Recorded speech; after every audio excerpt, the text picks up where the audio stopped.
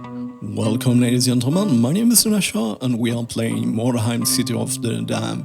Yes, that's the episode just before this one. We are not playing anything. I'm not sure I said that.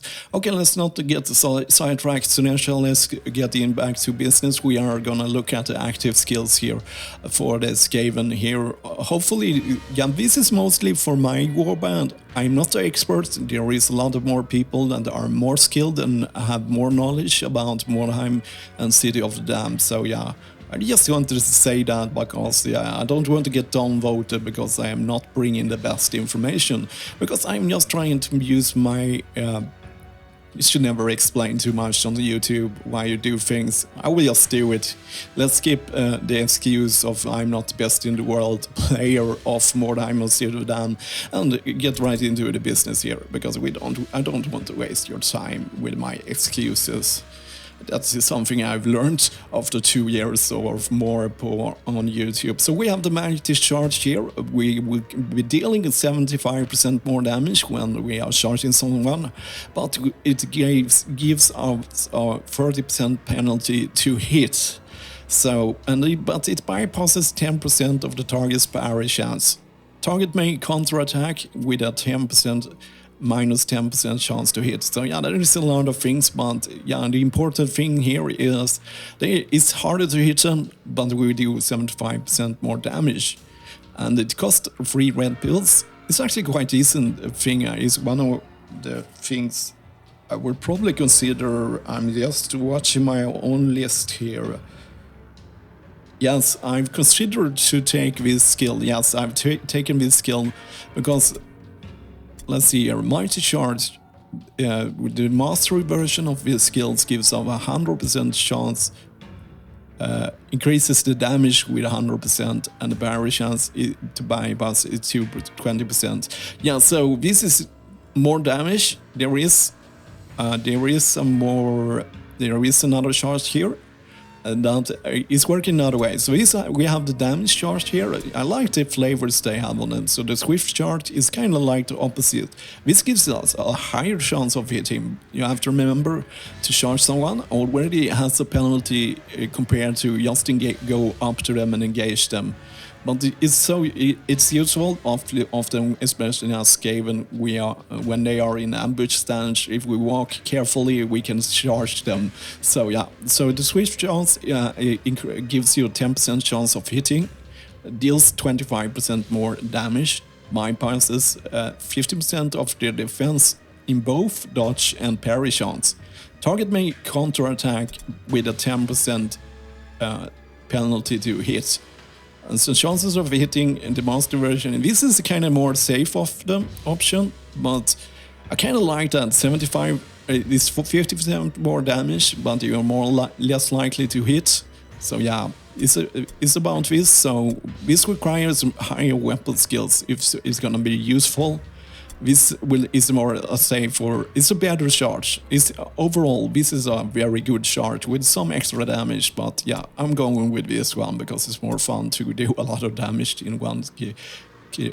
Okay, so a melee attack that deals regular damage if hit the target. I should probably not read it like that because I forget it as soon as I've read it. I'm kind of retarded in that way, so... We have a normal attack that will reduce their melee resistance, so they are 15%. They will be 50% easier to hit after this attack. So this kind of sets you up if you do 3 attacks in a row and you start with this one, and then there will be a lot easier to hit. Not that good, if I have to say. Good damage is king. Always damage. Always in games that you have to kill things, damage is the most important stat of everything. So we have a strong blow here. It requires 6 strength. It gives you 50% more damage. Target has a 20%. This is actually a very good one. Actually, because it's more reliable, so if you use this one, it takes 3 points to do, plus depending on what weapon you have, it could end up with 4 points to do this one.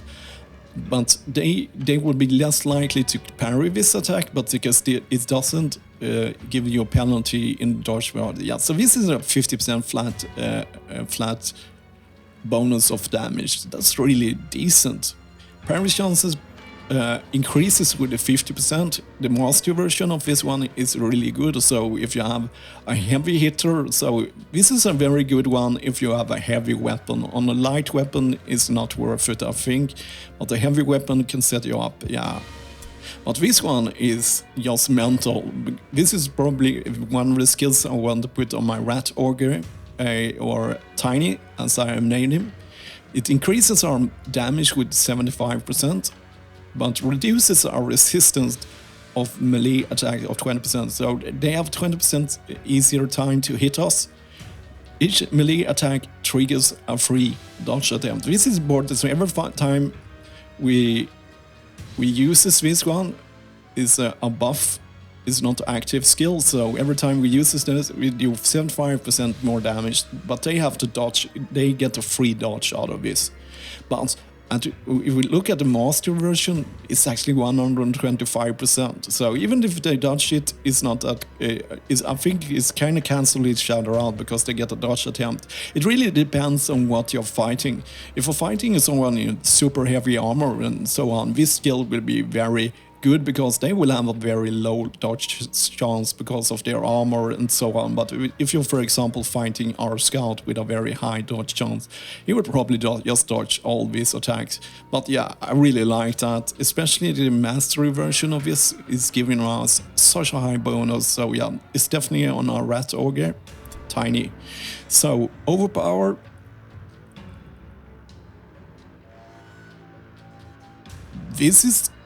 This is a very powerful attack. It's something I really want to have on our leader because it means if we do a normal attack, we will have a minus 40% chance of hitting, but if we hit, they will be stunned. Of course, unless they pass their stun resistance test. But yeah, that's it. We can stun people with an attack, almost, but it really depends on our weapon skills here. So I'm starting to think concerning our warband here, I'm thinking we want to level my leaders melee weapon skills, just because, yeah, this is a skill I want on him, because if we can stun people just with a skill, that will change the whole thing, because, yeah, we can really ruin it there. I really love those kind of the buff, yeah, really good. Yeah. So this is also a cool skill, Frenzy here. It increases our damage by 15%, and magic resistance for some reason we have 5%, I don't know why it increases, and will always counterattack when available. Prevents the use of, we can't use ranged weapons, stances or spells and most non-combat things. But this is a skill I really want on our Tiny here, our big impressive warrior, because he will not be using ranged weapons, spells or most combat, but he will always counterattack. This will make him more dangerous, but the important thing with this skill is that we have 15% chance damage increase. Flat out, and it costs blue pills, so if we're already engaged with someone, we can use this and do 15% more damage if we hit them. And the mastery skill is even better at 30%, so yeah, that's a really good skill on him, our main damage dealer here. So this increases the chances of climbing and jumping down and so on, but removes 35 wounds at the beginning of next turn. I think you will never use it. There is however, exception. I think there is the third mission you do as a Skaven. You're going around in the temple, and when you have very fat rats in fat armor, they will just fall down because you have to climb so many things there, and that can ruin your day. So in that case, it would be very valuable. But I cannot see any other situation where this will be valuable to spend a whole skill point in. Adrenaline Wrath once per turn restores one offensive point but removes 30 wounds at the beginning of the next turn. This loss can render the target out of action. So there is a risk that you will get out of action if you use this skill, but you will gain 1 offensive point. But if we look at the master version of this, 3 offensive points, but the wound cost increases by 60. So if I use this in a skill, I could probably attack once more, but we still have the risk of going out of action just using it. And that's why I'm not liking it. It is a super powerful skill, but going out of action just randomly, it doesn't really tempt me very much, I have to say. So exhaustion. Once per turn, restore strategy points, so we have different things, but we are trading damage or health points to strategy points, the same deal. Removes 1 open wound debuff at the cost. I'm not sure what open wound are actually, so that's really not helpful. I'm not sure what that is. I have a lot of knowledge about the game because I really love the game, I love reading about the game, but that is something that I had completely gone over my head. So it increases the armor absorption by 10% for 1 turn, but removes, so you get more for 20 HP, you get 10% more armor. Yeah, it's kind of weird. Quickly allows you to leap. Leap is when you jump between 2 points at the same level. So yeah, no. This is another one. Yeah, as I said, I think it's only in when you have to climb around and you have people in heavy armor. This could be super useful. Maybe if you're fat sisters or something with really fat armor, that could be useful. Increases the range resistance by 20%, reduces movement range at 2. It's not really high for the Skavens, but yeah, for avoiding range, trying, it's not a sure deal. You could still be hit. The master level is really good, but no, I don't think so. So I'll also climb and temp, costing no strategy points, but yeah, it's once more one of these climbing things is very situational. Sure, you climb around, but not that much to spending skill points for getting skills for climbing. Take a stance that ends the curve. So we will ambush the next people in range that deals 50% more damage, but with 10% likely to hit. Also attempt a 1 dodge, and this is actually quite decent. But yeah, ambush is not that cool, but this is however super useful to have on a character with a really high dodge stance, because it allows us to dodge 2 times for incoming melee attacks. This is something I already put up on using on our scout, because I want him to be a dodge stance. That means he can dodge 2 times in a row. He's already hard to hit, so that will make him even harder. So that is a bonus dodge there. So let's see the leadership here. Target's movement.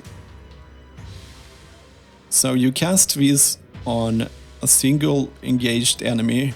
Target must be engaged with the user. Increase the cost of flee. So this increases the cost of blue pills for fleeing.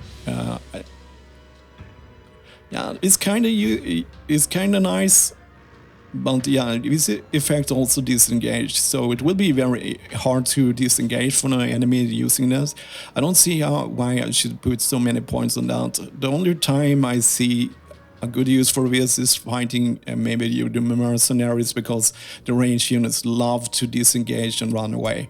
But yeah, it's not a really hard time for a Skaven warband to catch up to enemies. It could probably be a very cool skill if your sisters or something slow.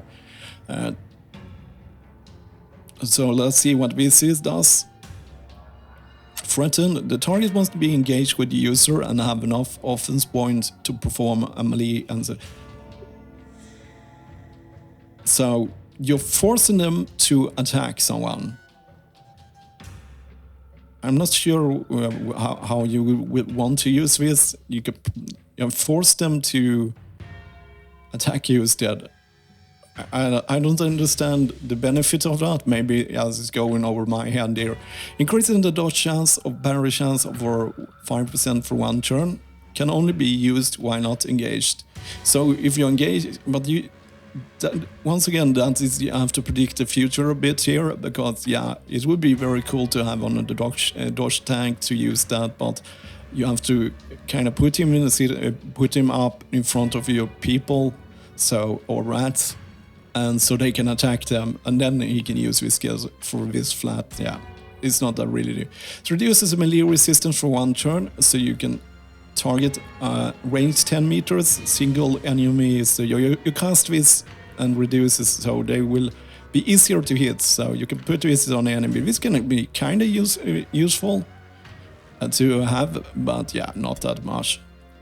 Okay, so this is one of the expensive ones, so let's see if this is hasn't been a very good category here, I think, so let's see if this one makes up for it. So we must be engaged with them. Target takes a leadership test with 25%. On failure, you force them to flee, so providing them a free attack for anyone engaged with them. But the target takes a 25 bonus to resist this attempt. So it's not really useful, because yeah, it's cool if you can get free attacks when you're engaged with someone. But with that bonus, the master version is a lot better. But yeah, very situational.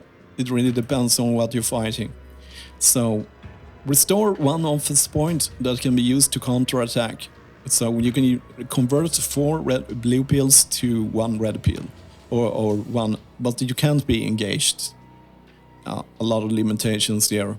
Increase, so I didn't like that if you didn't get that. Increases melee resistance by 5%. You spend 3 blue pills to get 10% likely to be hit. Single ally. So this is something you cast. You can't cast on yourself. So your character have to cast it on someone else.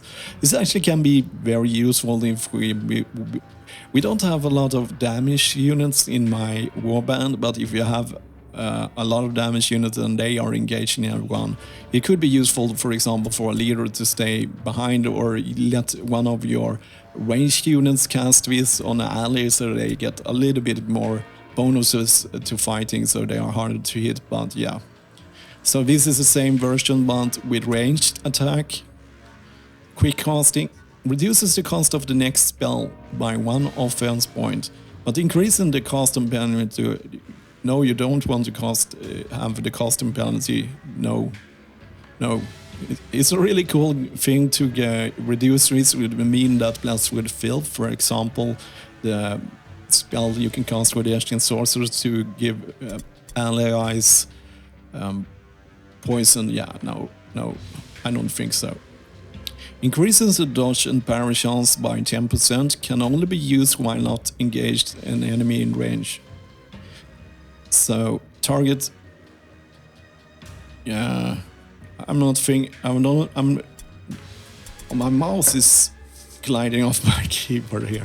So yeah, so this increases, I'm not sure, single enemy, right? Can only be used while not engaged with an enemy in range. I'm not sure about that. That's one of those double think paradox thing there. I don't see the value in it. Increases the casting chance by 10% for the next spell, but also increases the chance of triggering a tendency curse.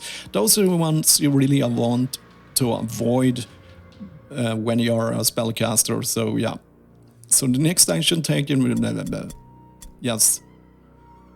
So actually, that's actually really good, because the cost is very low, and one of the things you really want to avoid is those curses, because yeah, they can kill and put your spellcaster out of action, and then it gets brain damage and everything just snowballs.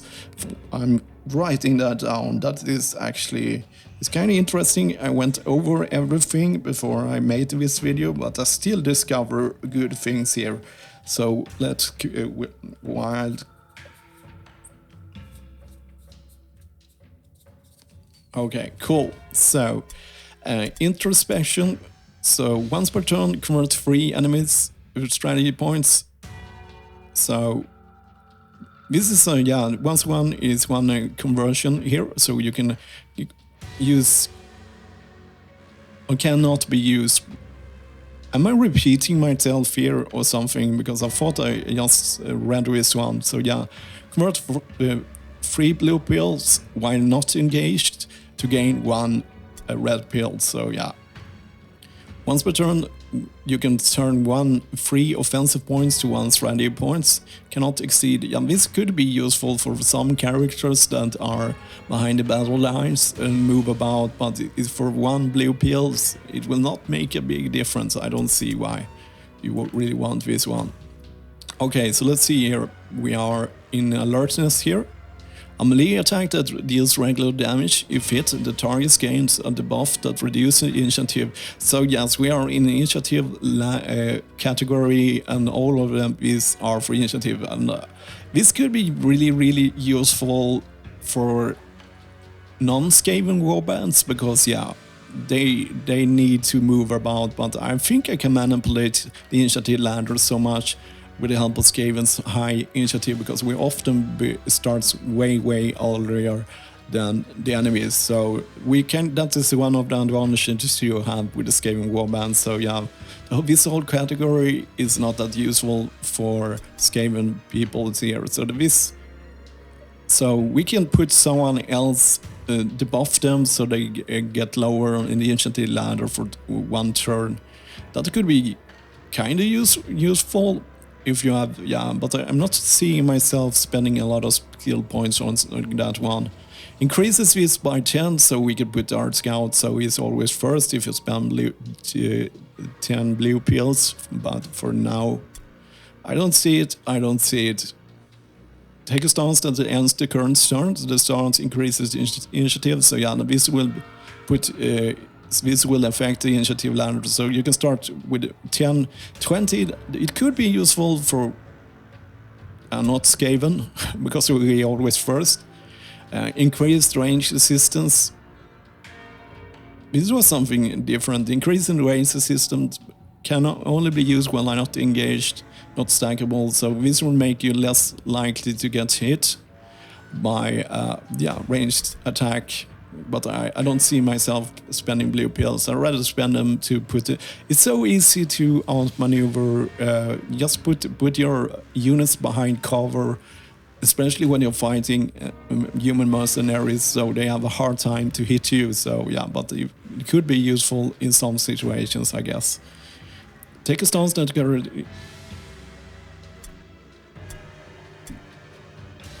this is more or less the same skill, but different. This so this raises your range resistance with the cost that you end the turn for your unit, and it only costs 2. This one costs 3, but doesn't end the turn. But this one can even be used when you're not engaged, but I still doesn't see a good use for that. Take a stance that ends the turn, increases the critical hit. This could be useful. You can use it while you are engaged. So if you end the turn, but you end the turn with this one, the only thing you do is getting your critical hit resistance higher.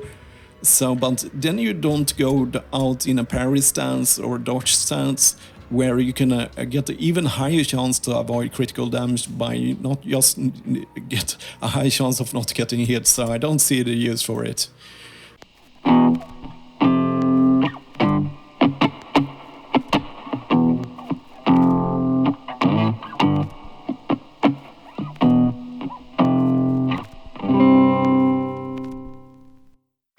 Okay, so we have combat focus.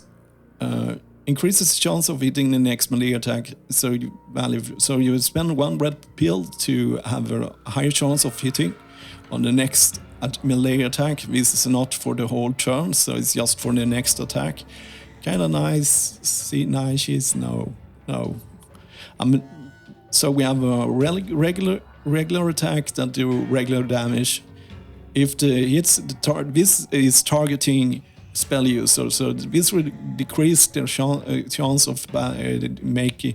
Also, it will also chance to trigger. Yeah, this is an evil spell, especially if you played multiplayers against humans. If you used it just on your spellcaster, they will have 40% less chance of make their spells and rise ratios, more or less rendering that unit useless. But you can always switch over to your staff and smack them for that. So, okay, so we have another stance here on yourself. It increases your melee resistance, so you're 10% likely to get hit for 4 blue pills. Yeah, I don't think so. A melee attack that deals regular damage. This is a good one, a really good one. It's one of the skills I want on my leader or some other damage dealer, or just to control everything, because in combination with range units, the buffs of this. So this removes 1 red pill from my enemy, so combined with the other red pill reductions, this can actually render a very dangerous units worthless, because you will not have red pills to do attacks. So that's a really good hamstring. So that's a really good attack to have on them. So we have another one here. So let's see.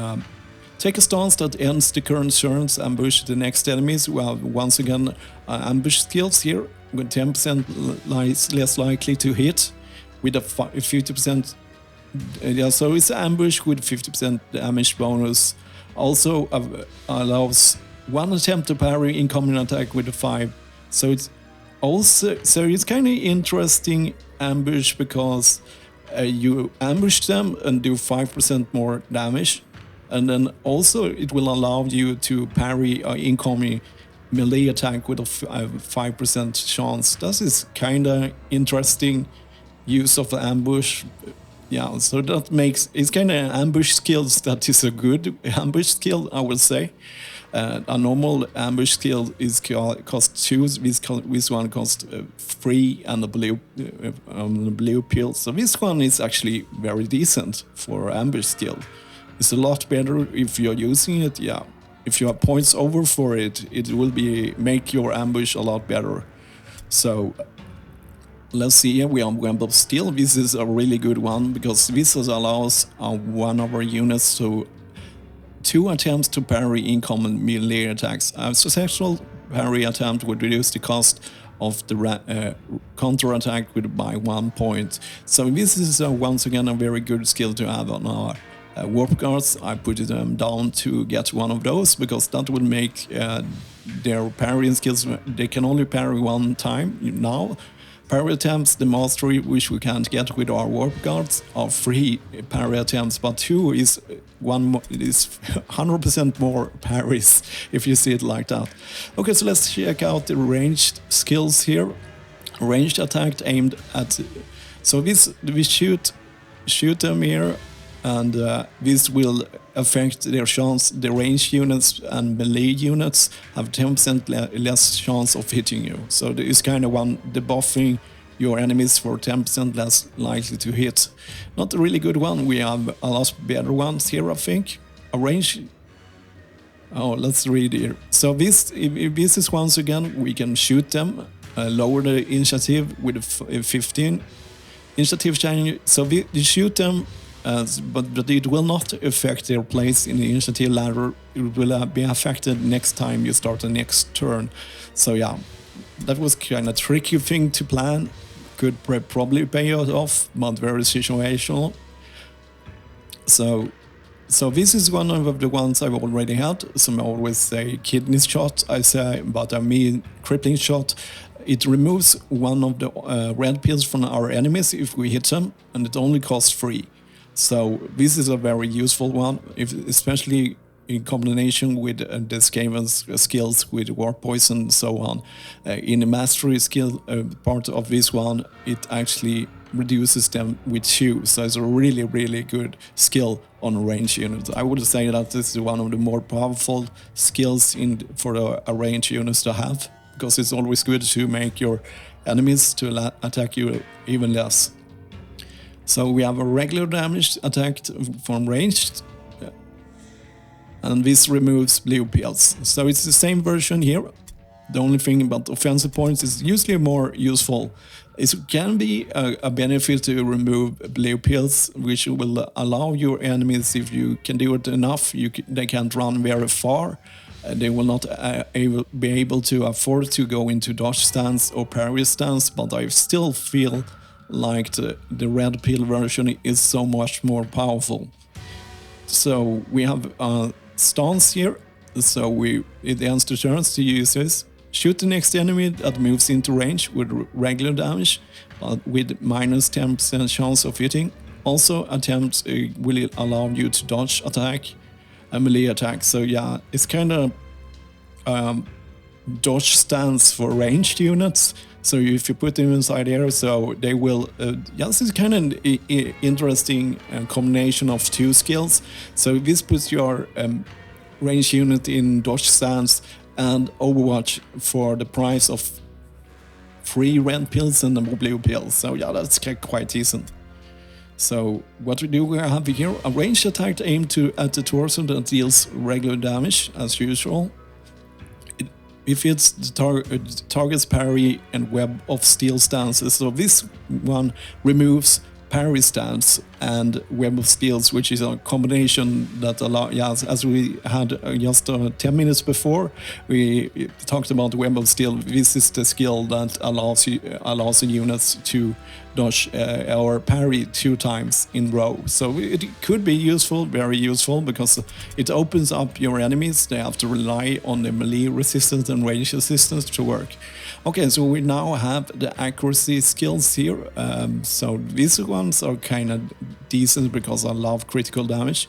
A ranged attack that deals regular damage has 10% critical chance. This is one of the things I probably want to have because, yeah, this allows our ranged units to have a higher critical chance for the cost of X. It's one more red pill to do it, and the mastery version is really good because it increases for 20% chance, so it will also stack with your character's skills, of course. So we have the same version here, but in melee, which will increase a regular attack, not you extra 10% critical. It's really decent. But I'd rather put it into the special skills here, but this is also a very decent chance of getting things done here by you having a higher chance of critical chance of doing it. So it's a really good skill, but still there are skills that also increase your damage output where you don't just get a bonus to the critical chance. So here we have a feint, and as the name says, it makes the enemies has a 25% less chance of hitting them in the next action, including the counter attack. So you feint them there, and this is a normal attack, but they will have a really hard time to hit you afterwards. So yeah, it's weird. Yeah, it's useful, but yeah, I don't think so. A melee attack that deals regular damage. Target has a minus 25% chance. So this one is, if somebody is in dodge stance, in parry stance, if you use this one, which could be useful, example, they are in dodge stance, after this one, it would be easier to hit them even that they are in dodge stance. So yeah, but it costs your extra red pill. So yeah, if you're room for it, it's actually a good ladder here that makes you can get you better chances here to hit here. Okay, so armor break here, and this one is not stackable, and it only reduces the armor absorption with 10%, but it's quite decent in the master version of 25. But you have to remember, in the master versions of things later in the games, I think heavy armor and a helmet at the same time will put them at a 50% armor damage absorption. So it could be useful, but no, not that much. And so this is one of those ones I really want to Ninjari. This is very useful because a ranged attack aimed at the head, we shoot him in the head. We have 30% less chance of hitting compared to a regular attack from ranged. And if we hit them, if we pass the stun resistance test, they are stunned for red pills. That is really, really, really good. In the master version, it's just a reduction of -15%. So that is one of the better range units, I will say. Especially, the remove red pill ability and the headshot. This one is probably the best ranged skills in the game, I think, because everything that you can make your enemies suffer through stuns, because they are easier to hit when they are stunned, they are easy to crit when you're stunned, they are easy to hit with ranged units. It just stacks up everything, and if you get stunned, that is one of the worst things that can happen to you. So here we have our numbing poison. We are very familiar with the war poison, which removes 2 red pills, which in the master versions will actually remove 4. So that means more or less if you are hitting a henchman, they will not be able to attack that turn. So you more or less defang them, as I say, when I'm playing in this game. And we have the same version here. The difference is here that we are removing 2 strategy points here. And those 2 strategy points, that could be a good thing to do, so you can make one of the most dangerous units. You can kite them around, just hit them with numbing poison, especially the master version. That will reduce their movements very much. And this one is one really, really good skills. It's also Skaven specific. It's just Skavens that have this, especially valuable to have on our Rat Orgy Tiny, because it increased the damage outright with 20%. And also it also bypassed 20% of their dodge and parry chance. But it cost us 30 HP. But on Tiny, which we almost have 300 health points, it will just outright make him so much more dangerous, because this is a flat bonus, especially in combination with other active skills where we even do more damage. It all will add up to so much damage. So if you use this in the right moment, so you can use this while you're engaged, so it's not a really big problem here. And the master version is 40%, and 40% bypass of their dodge and parry. I would say it's one of the best skills in the whole tree, as long as your character is a damage dealer and has health enough to do it. For example, if you used it on our puny spellcaster, it would cost him a lot of health points. So let's see here. Let's go over the spells and then we are done. It has been a long video. I did the videos before and I made everything in row here. So we have Blessed with Filth. This is the skills spell I'm choosing to use on our Skaven Asian sorcerer here. This is a really cool spell because you cast it on yourself, or you can cast it on an ally. So I can cast it on Ninjari, so he can throw 3 stars, and these 3 stars will deal 8 to 16 more damage. So if I buff 3 people, they will all their attacks will do around 8 to 16 more damage, and it's so wonderful, powerful, because it adds up. As long as we use it intelligently, we can add it. We always add it to units that do a lot of attacks. For example, Ninjari can do 3 attacks. Every unit that has many attacks, we cast this on them, and that will make that unit to do even more damage. And the master version actually raises the damage even more. But yeah, so that is this first spell I will buy on him. And let's buy it now, because yeah, let's buy it here, because I was supposed to buy it here, so I already wanted it on him, so let's buy it. That was one of the more important thing. It will make our Asian sorcerer so much more valuable for our whole war band. So yeah, he will finally help out more than guiding Tiny, stupid Tiny around here. So we have a skill here, Mask of Courage, so it spreads this mask around, and that so allies around in 5 meters radius have immunity to all alone test. This is a very cool spell. Not the master version is even more impressive because this will create immunity to fear and terror test. So if I put our ancient sorcerer just inside our group while fighting undead, we will be immune against their fear and terror. And that is the hardest part about fighting undead. So that is more or less an anti-undead spell. So yeah. Then we have also this spell here, Enchanting Mist. A dense mist rises in the selected area. Anyone who enters gain a debuff.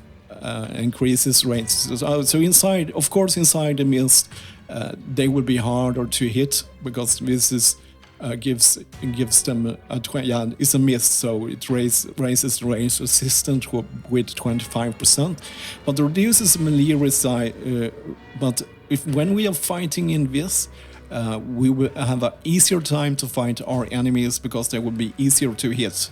But at the same time, the mist will protect us from ranged units and perception checks. And the cool thing about this mist is that Skaven is immune against the penalties. So we can run around here without getting the penalty of the melee resist reduction of there. So, and the buff version of this is actually also very good because if I put this mist around my group while fighting human mercenaries, the ranged units will get a 50% penalty to hit all my Skaven that are inside the mist. So that's super cool thing. So, but I'm going with damage first here on my own ancient sources, but I definitely want to have this one because it will make it more valuable and cost-free red pills.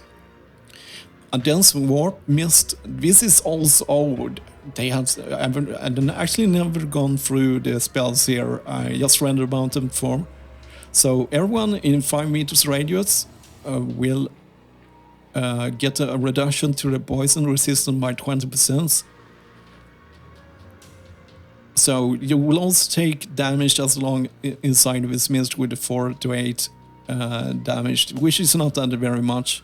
Leaving the area inflicts, so you get the buff for 3 turns that is 4 to 5 poison damage. This can actually be quite huge if you have a lot of enemies in a small area.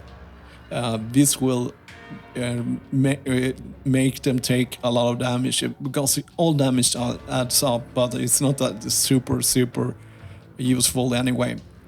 So we have a sorcerer's curse here. We can reduce the armor absorption by 20%, reduces their chance of doing a successful dodge and parry chance by 15%. So this is kind of good if you're fighting sisters with very heavy armor, especially in the master version. You can remove some of their armor absorption, so that's kind of good. So this is also a really cool spell. Enemies within 5 meters radius around the caster reduces the current maximum of offensive points, not stackable. So this is affecting just enemies, so as long as they are close to our sorcerer, they will have a reduction of 2 red pills. As long as they're around them.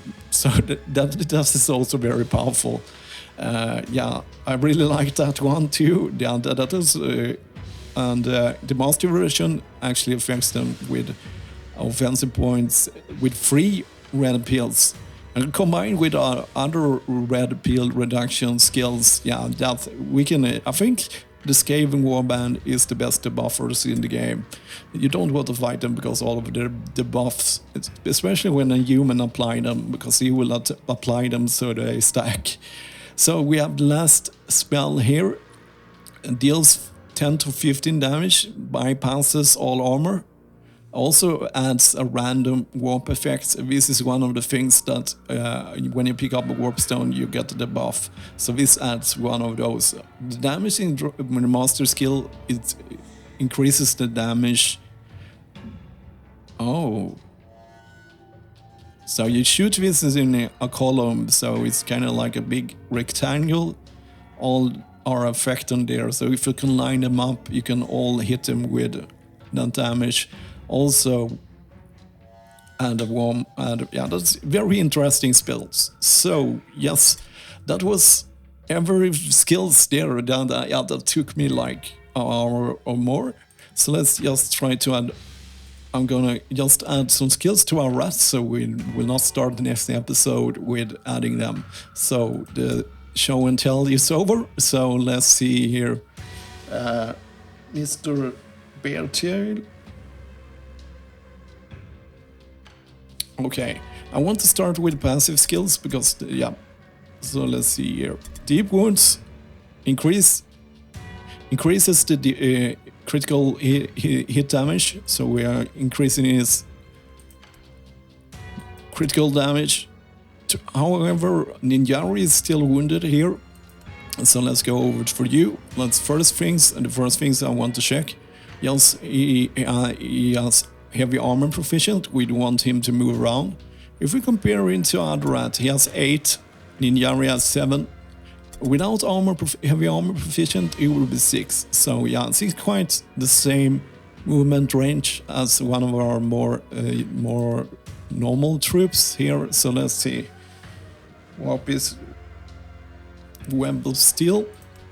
Let's see if I think it's our weapon skills. Yes. It will get that. And here he's injured, so we can't upgrade his stuff. So let's see here first. Let's see. Skills. He already have that. I want to give him the Web of Steels. Do I have any? Let's see here.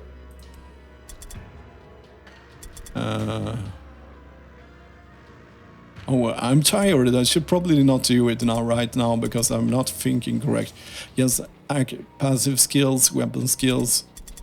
I will give him, and see it's not that high, so I will give him a passive for now.